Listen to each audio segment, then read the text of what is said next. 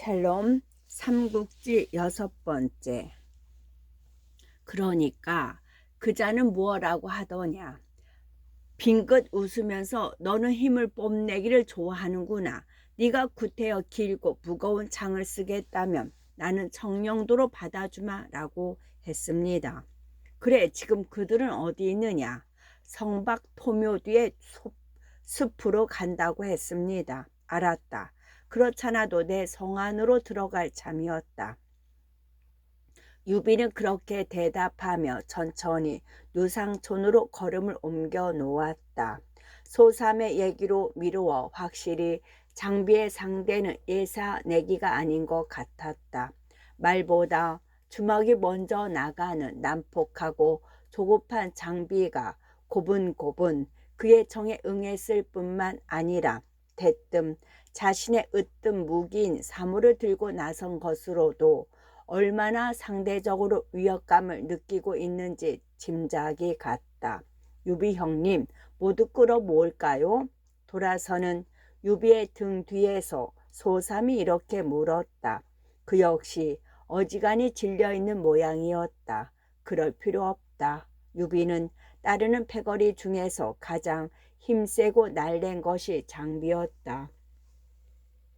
그가 싸움에 진다면 다른 자들을 불러 모은다고 해도 승산이 설 것 같지 않았다. 하지만 집으로 돌아와 급히 말에 안장을 매면서도 유비는 크게 불안해하지 않았다. 그는 그만큼 장비의 무예를 믿고 있었다. 유비가 장비를 만난 것은 다시 돗자리를 지고 저작거리로 나간 뒤 세 해째인가 네 해째의 일이었다.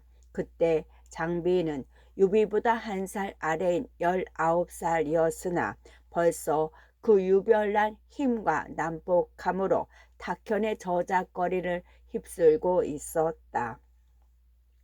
현의 관리들도 그의 힘이 두려워 웬만한 횡포는 눈감아 주었는데 어느 날 드디어 장비는 술에 취해 현위를 조죽음시키는 데 이르렀다. 바로 공소찬이 현령으로 있을 때였다.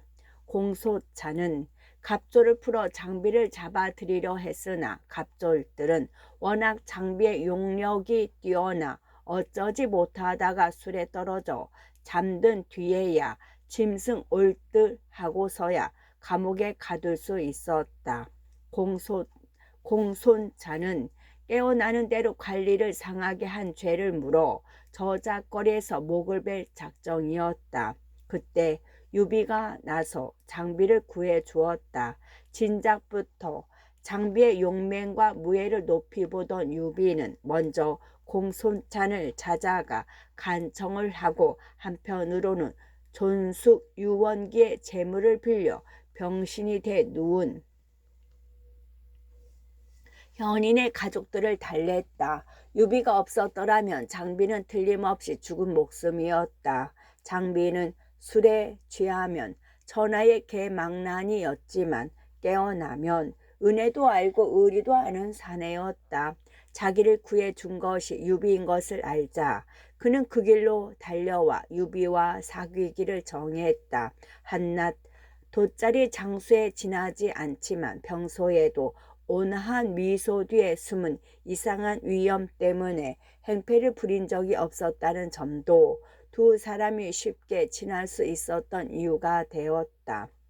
장비는 원래 연 땅에 자리 잡고 살아온 명문의 후예였으나 5살 때 집안이 당고의화에 연루돼 품비박산이 나고 어린 그는 집안에서 부리던 늙은 가복의 구함을 받아 탁현의 저작거리에 숨어 살게 되었다. 충직한 가복은 돼지를 잡고 술을 팔기도 해 장비를 길렀는데 장비가 15도 되기 전에 죽어 그때부터 장비는 저작거리에 불량배로 자랐다. 그러나 그의 몸을 흐르는 명분의 피 탓인지 성미가 호탕하여 혹을 사귀기를 좋아하고 선대로부터 물려받은 한자로 사물을 열심히 익혀 여느 저작거리의 불량배들과는 달랐다. 유비가 그를 구하기 위해 힘을 아끼지 않은 것도 어쩌면 일찍부터 장비의 그런 됨됨이를 알아본 때문이었으리라. 한편 장비는 장비대로 유비와 사귈수록 깊이 그의 인품에 빠져들었다. 아마도 자기에게는 없는 모든 것을 그에게서 보는 감탄이었을 것이다. 그리하여 불과 1살 차이밖에 되지 않는데도 차츰 유비를 어려운 형처럼 대하게 되었다. 유비와 장비의 그 같은 만남은 여러 가지로 의미 깊은 일이었다. 한 유협 집단이 어떤 지역 사회에서 실제적인 영향력을 행사하자면 나름의 지도자와 조직을 갖추어야 한다. 하기야 유비가 두각을 나타내기 전에도 탁군의 유협 세계는 장비처럼 주먹으로 저자 바닥을 휩쓰는 우두머리와 그를 따르는 얼마간의 건달은 있었다. 그러나 그 관계가 절저하게 힘에 의존하고 있고 이 합 집산도 아무런 원칙 없이 이루어졌다는 점에서 장비는 진정한 의미의 지도자가 아니었고 그들의 모임도 조직일 수는 없었다. 유비도 처음부터 지도자의 자격을 모두 갖추고 나선 것은 못되었다. 정당한 권력 조직에서 지도자의 자질은 보통 상황 변화에 민감하게 반응할 수 있는 관찰 및 예견력, 인격적 접촉 능력, 정책이나 이념 등의 장한 능력, 용기와 의지력 등을 들 수 있다. 그러나 유협 세계에서는 그 모든 것 외에 또 하나 바탕이 되는 자질로서 상대를 물리적으로 위압할 수 있는 거친 힘이 필요한데 유비는 바로 그 점이 모자랐다. 물론 유비도 당대의 모든 식자층에게 필수 교양이었던 병법과 무예의 어느 정도의 소양은 가지고 있었다. 그러나 병법은 시골 유협 집단의 주도권 싸움에 응용할 만큼 밝고 세밀하지 못했으며 무예 또한 그저 겨우 어지럽게 뒤엉킨 싸움터에서 몸을 가릴 정도를 넘지 못했다. 그런데 이제 장비를 얻음으로써 유비의 그 같은 단점을 보완되었다.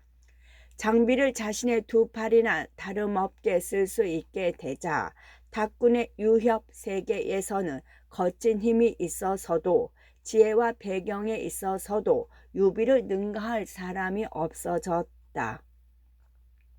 그리하여 유비가 장비의 지원 아래 탁군의 유협 집단을 완전히 장악한 것은 대략 20살 때의 일이었다. 어떤 사회에서 유협 집단의 존재는 평화로운 시기에는 종종 범법과 동일시되거나 반역의 의심을 받는다. 사머천의 사기에 유협 열전 앞머리에다 유자는 글로써 법을 문랑케 했고 협자는 무로서 법이 금지하는 일을 범했다 라고 쓰고 있는 것이나 한 무죄가 간동의 대역 곽해를 잡아 죽인 것 등 바로 그런 평화로운 시대의 견해를 단적으로 보여주는 예가 된다. 그러나 세상이 어지러워지면 그런 유협 집단은 바로 변혁의 원동력으로 바뀐다. 민중들도 썩고 무능한 관리나 이미 지켜지지 않는 법보다는 그들 편에 서 있는 유협 집단과 그들의 힘에 의지하려 든다. 그리하여 그런 그들의 집단적 반항은 일반적으로 도둑대의 노략질과 달리 기라고 불리어지며 중국 역대 왕조를 여는 태조들 가운데서도 유협 출신을 적지 않이 볼 수 있다. 어쨌든 유비도 한턱 탁군의 유협 집단에서 지도권을 확보하자 그 세력은 급속히 불어갔다. 크고 작은 저작거리의 이권들이 모두 유비의 손안에서 조정되었으며 썩은 관군을 믿지 못하는 인근의 토호들은 유비에게서 비적들로부터의 보호까지 구하려 들었다. 뿐만 아니라 탁군에 살지 않아도 탁군의 이권을 가진 자는 재물을 써서라도 유비의 환심을 사려고 했는데 장세평 같은 이가 그 한 예였다. 장세평은 탁군 일대에서 말 장사로 생긴 이익의 대반을 유비와 그가 거느린 협객들에게 바쳐 탁군 일대의 말시장 독점과 아울러 장사길에 안전을 구해왔다. 장비와 성이 같다는 점을 이용해 상인들의 이익 다툼에까지 끼어들지 않으려는 유비를 설득한 것이어서 유비 쪽에서는 처음부터 달갑지 않던 일이었다. 그런데 몇 달 전 역시 중상국의 호상인 소상이란 자가 탁군의 말시장을 노리게 됨으로써 유비가 우려하던 일은 벌어지고 말았다. 소상의 패거리와 장비가 노상에서 난투극을 벌이는 사태에 이르자 유비를 둘러싼 유협 집단의 인상이 나빠질까 걱정됐기 때문이었다. 유비는 여러 번 그런 장비를 말렸으나 어찌된 셈인지 장비는 그 일만은 말을 제대로 듣지 않아 걱정하고 있었는데 마침내 이 일은 터져버린 듯했다. 장비가 싸우는 곳은 부근에만 가도 금세 알만했다. 탁현성 밖 허물어진 후직의 사당 뒤에 있는 작은 숲이 있고 그 숲 사이에 사방 10장가량의 공터가 있었는데 벌써 두어 마장 전부터 그곳에서 들리는 기합 소리와 무기 부딪히는 소리가 요란했다. 가까이 갈수록 마치 천군 만마가 부딪히고 있는 듯했다. 유비가 급히 말을 달려 그곳에 이르니 싸움은 벌써 무르익을 대로 무르익어 있었다. 딴에는 장비를 돕겠다는 생각으로 각기 병장기를 꼬나 들고 주변에 둘러선 몇 명의 건달들도 그런 두 사람의 싸움에 완전히 넋을 잃은 채였다. 실로 눈부시리만큼 화려한 일장의 비무였다. 장비가 한 마리 성난 호랑이를 연상시킨다며 상대는 구름 속에 반쯤 감춘 신용을 떠올리게 했다. 8자나 되는 키에 근골로 뭉쳐진 어깨에 범의 머리에 고리눈을 부릅쓰고 수염과 머리를 올로리 곤도선 채 우레 같은 기압과 함께 내지르는 장비의 창을 한자로 긴 청룡도로 받아치는 상대는 9자 키에 얼굴은 무르익은 대추빛이요 검은 수염은 가슴까지 들이운 장안이었다. 이건 무언가 잘못되어 있다. 유비는 그런 상대를 보자마자 그런 느낌이 들었다. 한낱 장사치를 위해 무예를 파는 칼잡이로는 도저히 믿을 수 없는 늠름한 풍채와 전력을 다해 덤비는 장비의 창을 태연히 받아 넘기는 칼솜씨 때문이었다. 거기다가 또 상대는 어디선가 한번 만난 기억이 있는 얼굴이었다. 하지만 유비도 이내 둘의 귀신 같은 솜씨에 넋을 잃고 말았다. 장비의 창 솜씨가 예사가 아니라는 것은 알고 있었지만 막상 전력을 다해 싸우는 걸 보니 마치 하늘에서 내려온 신장이라도 보는 것 같았다.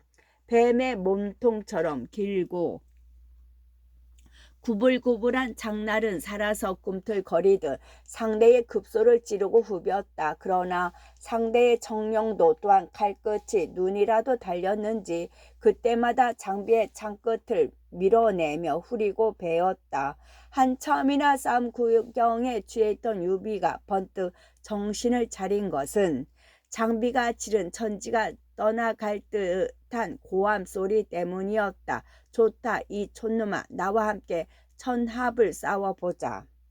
한 차례 무섭게 다가들어 상대를 서너 발자국 물러서게 한 뒤 틈을 얻어 내지른 소리였는데 그 호기에 비해 몸은 어느새 담투성이었다.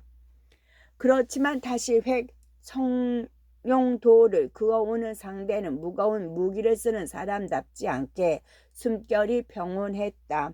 당장이야 견디겠지만 오래 가면 아무래도 장비 쪽이 불리할 것 같은 예감이었다. 그걸 보고 어떻게든 싸움을 말려야겠다고 생각한 유비는 기억을 다해 상대를 만난 것이 언제 어디였던가를 되살려 보았다. 그러자 무슨 영감처럼 스승 노식의 초당이 떠올랐다. 7, 8년 전 어느 날 유자 차림으로 노시 선생에게 좌시 춘추를 물으러 왔던 그 장하님의 틀림없었다. 어린 유비의 눈에도 그 풍모가 하도 늠름해 관씨라는 그 성을 기억해 둔 적이 있었다. 거기서 유비는 돌연 보검을 빼들고 소리쳤다. 장비, 창을 거두어라. 그러나 장비는 여전히 땀을 뻘뻘 흘리며 창을 내질렀다. 형님, 먼저 이놈부터 때려 눕혀 놓고 봅시다. 말은 호기로워도 실은 그 혼자서만 창을 뺄 수가 없는 처지였다. 섣불리 창을 빼다 가는 그 틈을 탄 상대의 정령도에 목없는 귀신이 될 염려가 있었기 때문이었다. 어느 정도는 무예를 아는 유비도 장비의 그 같은 처지를 알아차리고 이번에는 상대를 향해 정중히 정했다. 관공께서도 잠시만 노염을 거두시오. 무예를 겨루는 일은 시비를 가른 뒤에라도 늦지 않소이다. 그러자 상대가 움찔 놀란 기색을 짓더니 한 차례 유맹한 공격으로 장비를 물리친 후 정령도를 거두었다. 귀하는 누구시길래 이 몸의 성을 아시오? 맑고도 우렁찬 목소리였다. 유비가 목척을 가다듬어 대답했다. 공은 어찌 동문도 알아보지 못하시오? 그렇다면 사람을 잘못 보신 것 같소이다. 나는 일신이 기구하여 스승을 정해 배운 적이 없소이다. 한마디를 배워도 스승은 스승, 공은 벌써 노시 선생의 조당에서 좌전을 깨우침 받은 일은 잊으셨소. 그제서야 상대도 엄숙한 얼굴이 되어 대답했다. 그럴 리야 있겠소. 그렇다면 귀하는 노시 선생의 문하시겠구려. 그러더니 다시 저쪽 편에서 씩씩거리는 장비를 흘겨보며 물었다. 노시 선생처럼 고명하신 분의 문화에서 배운 귀하가 어인 일로 시정 잡배들의 싸움에 끼어드시오. 도대체 저 입이 험한 망나니와 어떤 관계시오? 뭐라고 이 촌놈이? 장비가 다시 사무를 꼬나들고 덮칠 기세였다. 장비 가만히 있지 못하겠느냐? 유비가 엄하게 장비를 단속한 뒤 다시 손을 모았다. 비록 성은 다르나 저 아이는 내 아우에다. 그런데 공께서는 무슨 일로 저 아이와 중한 병장기를 맞대게 되었소. 장사치가 물건을 사고 파는 장소와 때는 나라도 간섭을 않는 법이요. 그런데 저자가 어느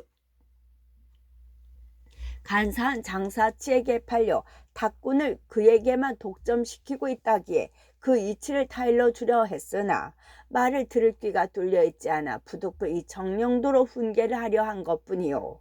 그 일이라면 이 유아무개에게 맡기시오. 반드시 창칼을 맞대지 않아도 좋은 해결이 있을 것이오. 유비가 그렇게 말하자 장비가 벌쩍 뛰며 소리쳤다. 형님, 그게 무슨 말씀이시오? 장대인의 그 같은 후의를 잊고도 소가놈에게 장바닥을 빌려주려는 거요. 시끄럽다. 내 진작 너에게 이르지 않았느냐. 저작거리의 장사치들 일에 너무 깊이 관여하면 호걸의 이름을 더럽힌다고. 내가 다 생각이 있으니 딴소리 말아라. 그래도 실소. 저놈이 거들럭대는 꼴이 보기 싫어서라도 오늘 이 사모의 맛을 톡톡히 보여줘야겠소.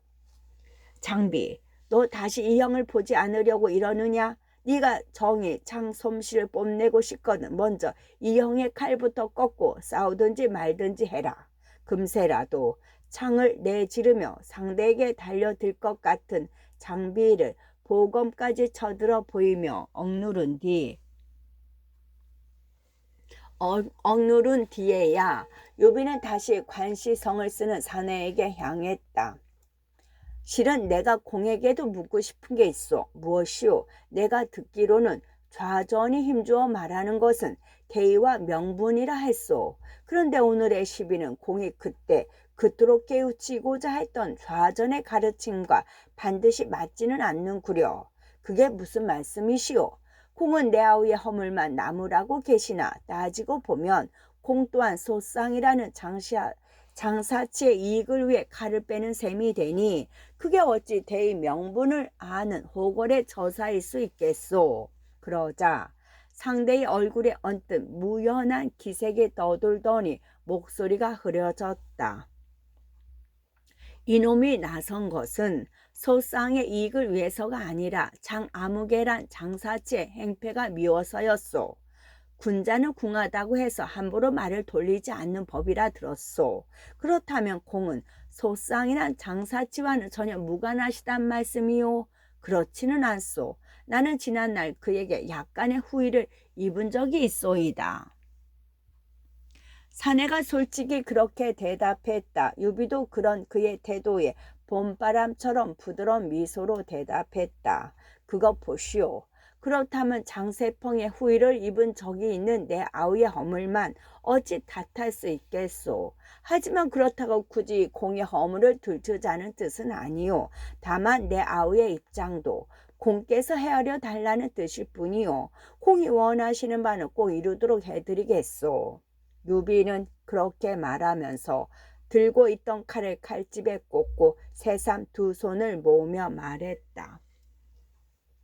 저는 유비라 하며 대대로 이 탁군에서 살았소. 다행히 인연이 다 공의 존성은 들은 기회가 있었으나 아직 대명은 모르고 있소. 어리석고 미천한 이 비의 귀에 우레 같은 대명을 담을 영광을 주실 수는 없으실는지요. 그러자 관우도 청령도를 땅에 꽂고 엄숙하게 두 손을 모으며 대답했다. 소생의 보잘것 없는 이름은 관우라고 하오. 자는 본시 장생이었으나 요즘은 고쳐 운장으로 쓰고 있소이다. 하동 해량형이 고향인데 어떤 일로 그곳을 떠나 여기저기 다니다 이곳 탁군에 와 숨어 산지 몇 해 됐소이다. 영웅을 곁에 두고 여태 알아보지 못했으니 모두가 이 유비의 눈 어두운 잘못이외다. 늦게나마 이렇게 뵙게 되니 실로 세상이 새로운 감이 있소이다. 유비는 그렇게 말한 뒤 아직도 씩씩거리고 서 있는 장비를 돌아보았다. 저기 내 아우는 이름을 장비라 하고 자는 익덕으로 쓰고 있소.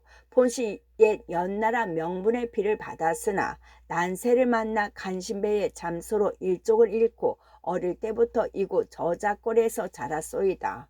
성품이 과한 데가 있으나 불의를 보면 사갈처럼 미워하는 의기 남아로 버타여 허물되는 일은 없을 것이요. 그러나 방금 힘을 다해 싸우던 상대라 얼른 말이 나오지 않는지 관우는 어색하게 입을 다물고 있고 장비도 여전히 씩씩거리며 관우를 노려보기만 했다. 그걸 보고 유비가 다시 한번 장비를 책망했다. 형이 이미 성과 이름을 통했으니 관공은 형의 벗이나 다름없다. 얼른 관공을 나를 대하는 예로 뵙지 못하겠느냐. 그러자 장비도 할 수 없다는 듯 사모를 땅에 박으며 억지로 두 손을 모았다. 장비가 관공을 뵙습니다.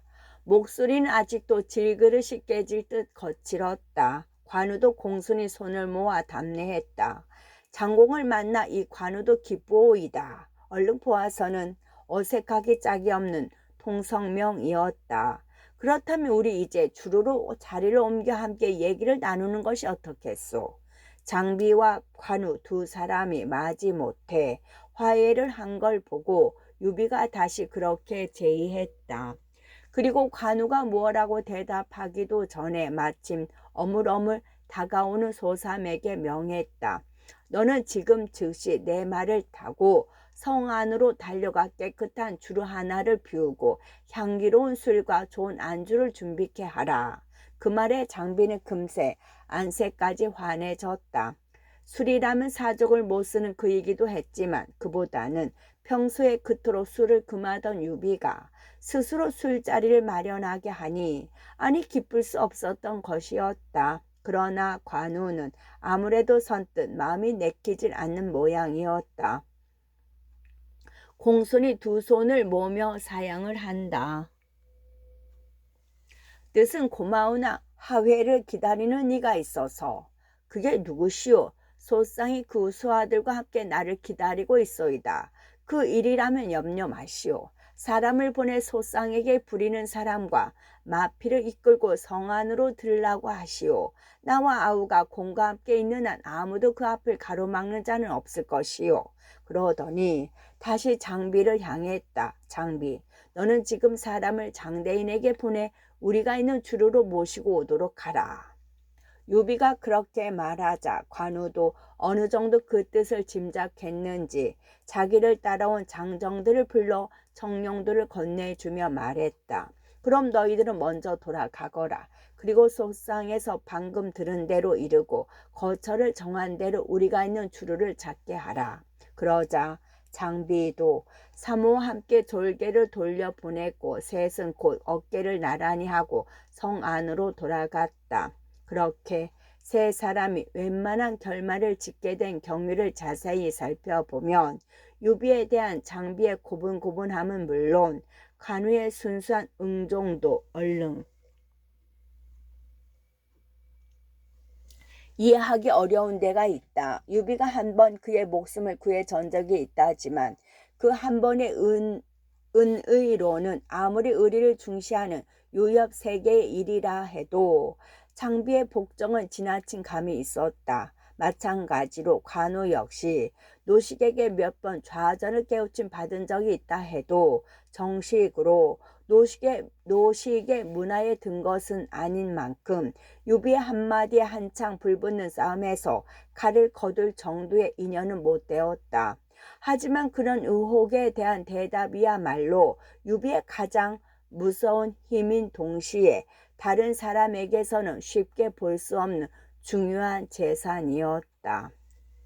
성숙할수록 한층 환한 빛이라도 떠돌 듯 온화하면서도 보는 이에게 까닭 모를 경외심을 불러일으키는 기이한 제모, 한없이 부드럽고 따뜻하면서도 그 밑바닥에는 저항하기 어려운 위험이 깔린 음성, 태산처럼 오뚝하면서도 종래 그 넓이와 깊이를 알 수 없는 몸가짐, 그러한 것들이 어울려내는 묘한 힘과 부딪고 보면 누구도 쉽게 그를 거역할 수 없었다. 유비를 힘으로 이기고 말재간으로 속이고 학식으로 억누른 뒤에도 항상 그 상대로 하여금 저절로 지고 쏟고 밀린 것은 자기 자신이라는 느낌에 적게 하는 어떤 것이 유비의 크고 환한 정신에서 은연중에 우러나고 있었다. 세 사람이 천천히 성 안으로 들어가니 먼저 간 소삼의 정가를 받은 건달 몇이 벌써 저자에서 제일 술맛이 좋다는 주루 하나를 비워놓고 기다리는 중이었다. 어서 오십시오. 급작스러운 안주는 변변치 못하나 술만은 잘 익은 천일쥐가 독채 있습니다. 천천히 드시면 되는 대로 안주도 갖추어 보겠습니다. 주인도 문 앞에까지 나와 유비 일행을 그렇게 맞았다. 천일쥐란 인근의 이름 높은 그 주리의 술로 주인이 그걸 독재 내놓겠다는 것은 예사 아닌 경의의 표시였다. 유비 또한 조금도 거들떡대는 기색 없이 주인의 인사를 받았다. 주인 어른께서 몸소나와 마음을 써주시니 어떻게 해야 바른 셈이 될지 모르겠습니다. 안주는 가르지 않으려니와 잔은 큰 것으로 바꾸어 주십시오. 오늘 숨은 호걸 한 분을 만났으니 이 비도 한껏 흠뻑 취해 보렵니다. 그리고 관우를 인도해 상자에 앉기를 정했다. 그제서야 관우도 두 손을 내저으며 사양했다. 내 듣게 남의 손 댄 자는 주인의 자리를 뺏지 않는다 했소. 오늘 이 자리는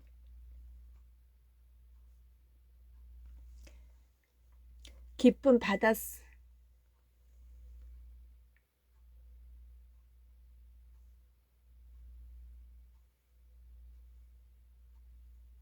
오늘 이 자리는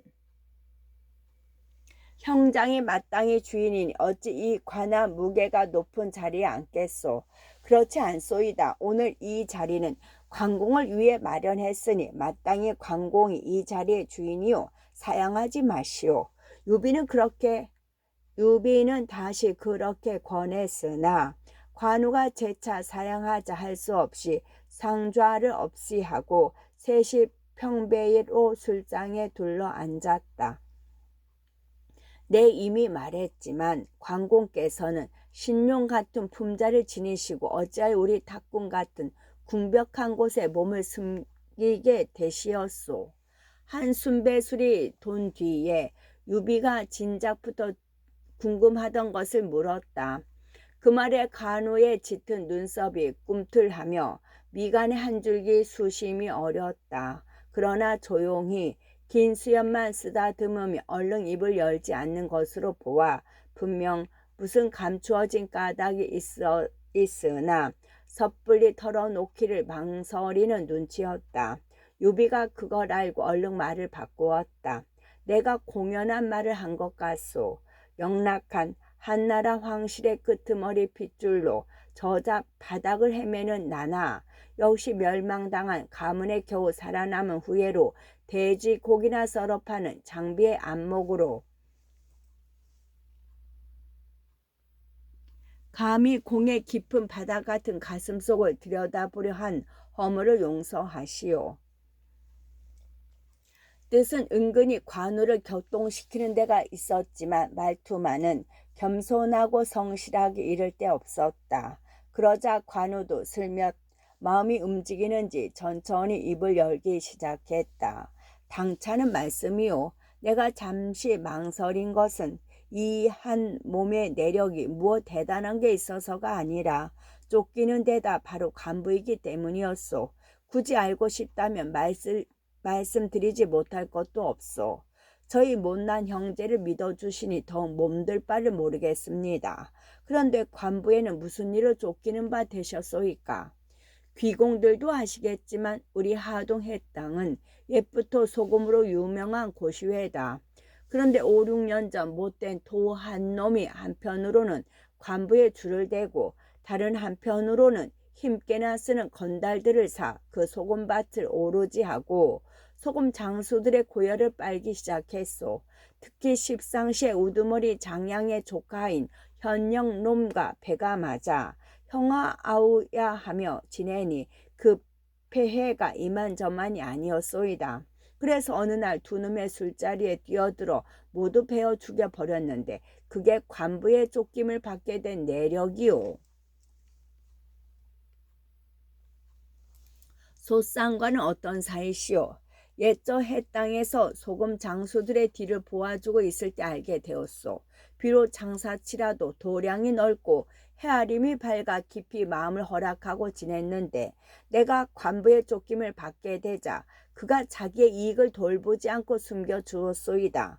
지금 내가 몸을 숨기고 있는 곳도 실은 그가 주선해 준 곳이요. 원래 그런 은의가 얽혀 있었구려. 나도 관공은 몇 푼 돈에 팔린 칼잡이로 보지는 않았소만 그런데 그간 거저하신 것이 어디였소? 한 고을에 살면서도 통 배운 적이 없으니 이 몸에 눈 멀고 귀 어두움이 부끄러워 묻는 말이오. 실은 묻고 있는 유비에게 일이 이상했다. 그만 정도의 인물로라면 남의 눈에 띄지 않을 리 없고 남의 눈에 띄었다면 유비의 귀에 들려오지 않을 수 없었다. 적어도 탁군 안의 마을이라면 유비의 눈과 귀가 닿지 않는 곳이 없었기 때문이었다. 다행히도 관우는 그런 유비의 뜻을 달리 의심하지 않고 순순히 덜어놓았다. 양양 이가촌의 소쌍의 처족에 있어 그곳에 몸을 숨겼소이다. 이름을 바꾸고 몸을 움츠려 마을의 소동들이나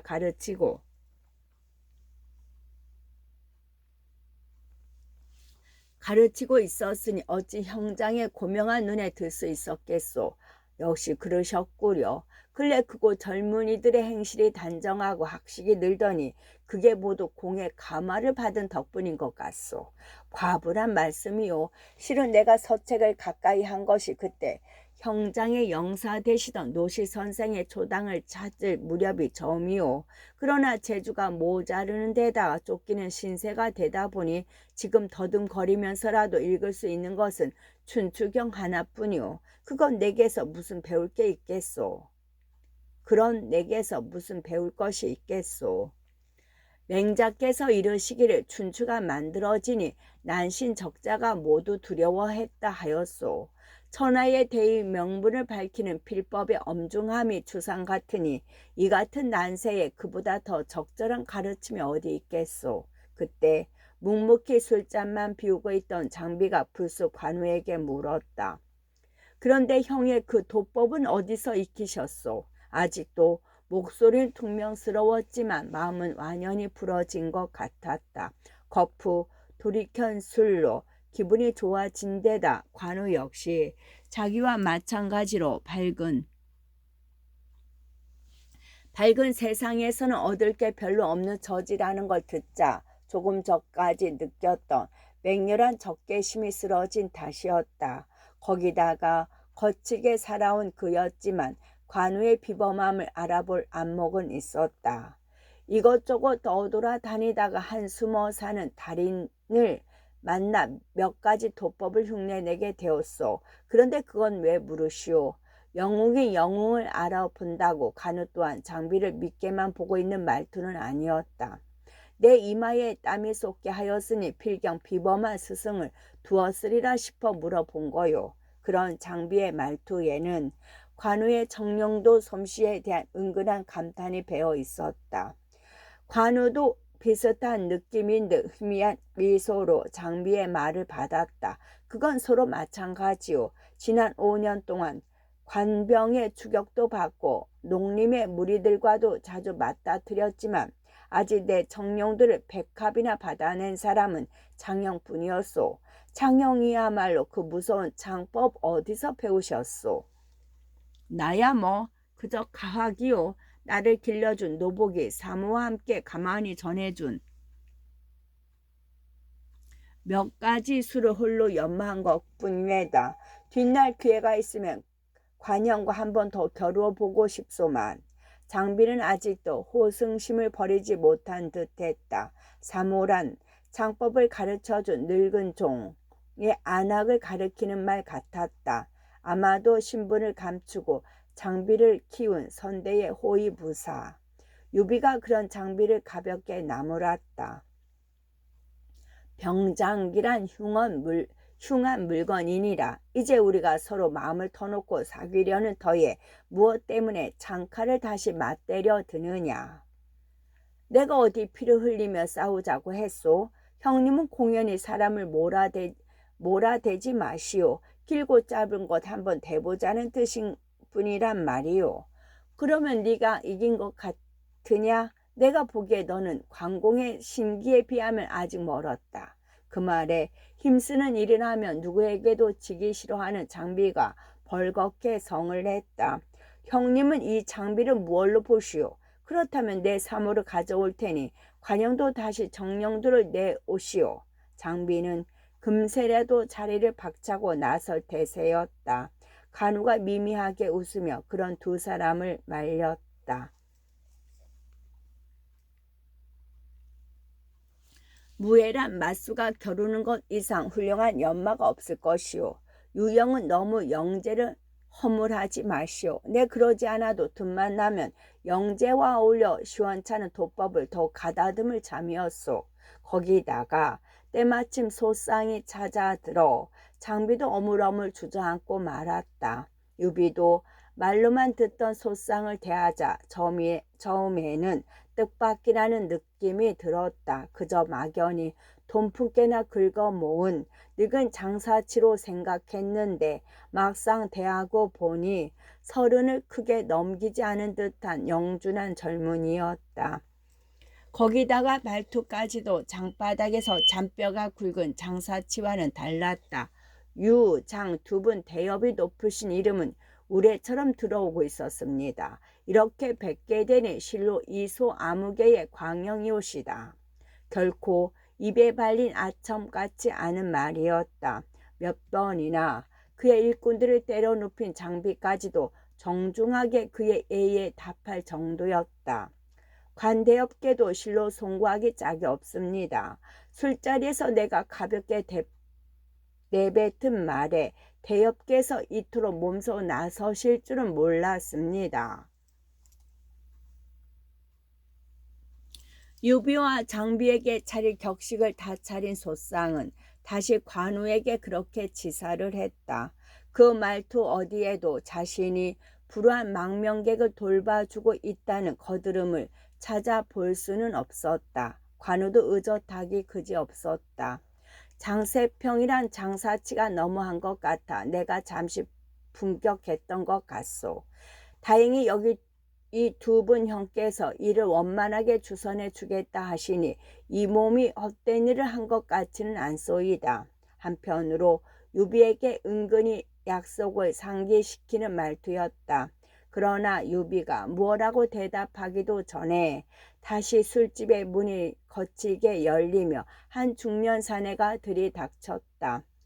번들번들한 비단 옷으로 피동피동한 몸을 감싸고 나타난 그는 대뜸 장비에게 반호통으로 나왔다. 장비, 도대체 어떻게 된 거냐? 무슨 일로 나를 불렀느냐? 바로 그때껏 탁군 일대의 말시장을 독점하고 있던 장세평이었다. 어떻게 끌어내다 보니 장비의 아제비 뻘이 된 그는 재물의 힘을 믿는지 참 위세당당했다. 유비의 뜻을 짐작하는 터라 면목 없이 된 장비는 이미 술로 벌개진 얼굴을 더욱 붉히며 유비만 쳐다보았다. 남복하고 거친 것에 못지않게 순진한 구석이 있는 장비는 오랜 약정을 지키지 못하게 된 게 무한한 모양이었다. 끝.